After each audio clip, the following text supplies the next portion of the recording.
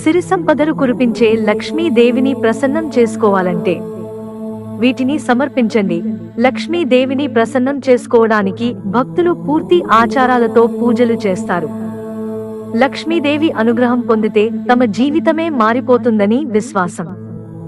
అదే సమయంలో లక్ష్మీదేవికి ఎవరిపైన అయినా కోపం వస్తే వారి జీవితంలో అన్ని కష్టాలే అని, ముఖ్యంగా ఆర్థిక సమస్యలను ఎదుర్కోవలసి వస్తుందని విశ్వాసం. లక్ష్మీదేవిని ఎలా ప్రసన్నం చేసుకోవాలో పురాణాల్లో వెల్లడించారు. భక్తులు భక్తితో లక్ష్మీదేవికి ఏది సమర్పించినా లక్ష్మీదేవి ప్రసన్నురాలవుతుందని. అయితే కొన్ని నైవేద్యాలు అమ్మవారికి చాలా ప్రీతికరమైనవని, వాటిని ప్రసాదంగా సమర్పిస్తే లక్ష్మీదేవి ప్రసన్నురాలవుతుందని విశ్వాసం.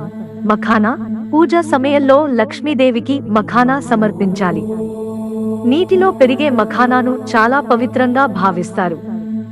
లక్ష్మీదేవికి మఖనాన్ని సమర్పించడం ద్వారా త్వరగా సంతోషిస్తుంది, తన భక్తుల కోరికలను తీరుస్తుంది. ముఖ్యంగా శుక్రవారం రోజున పూజలో మఖానా సమర్పించడం వల్ల లక్ష్మీదేవి అనుగ్రహం లభిస్తుంది. పాయసం మత విశ్వాసాల ప్రకారం చంద్రుడిని లక్ష్మీదేవి సోదరుడిగా భావిస్తారు. అదే సమయంలో పాలతో చేసిన పదార్థాలు కూడా చంద్రునితో సంబంధం కలిగి ఉన్నట్లు కనిపిస్తుంది.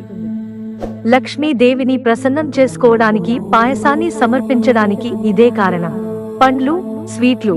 లక్ష్మీదేవిని ప్రసన్నం చేసుకోవడానికి అరటి పండ్లు, స్వీట్లు, డ్రై ఫ్రూట్స్ సమర్పించడం ద్వారా ప్రసన్నమవుతుంది.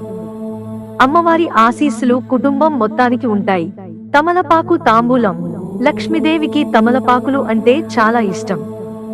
పూజ పూర్తయిన తర్వాత కుటుంబం మొత్తం లక్ష్మీదేవికి తాంబూలాన్ని సమర్పించాలి. ఇలా చేయడం వలన లక్ష్మీదేవి సంతసించి కుటుంబమంతా సుఖ సంతోషాలతో ఉండాలని దీవిస్తుందని విశ్వాసం. కొబ్బరికాయ. ఇంట్లో ఏదైనా పూజ సమయంలో కొబ్బరికాయను సమర్పించడం చాలా పవిత్రమైనదిగా భావిస్తారు. కొబ్బరికాయ లక్ష్మీదేవికి ఇష్టమైన పండు. అందుచేత లక్ష్మీదేవికి కొబ్బరికాయను నైవేద్యంగా సమర్పించడం లక్ష్మీదేవి అనుగ్రహం సులభంగా కలుగుతుందని విశ్వాసం. మిత్రులారా, మాకు మీ సహకారం అందించడానికి వీడియోను లైక్ చేయండి, సబ్స్క్రైబ్ చేసుకోవడం మర్చిపోకండి. ధన్యవాదాలు.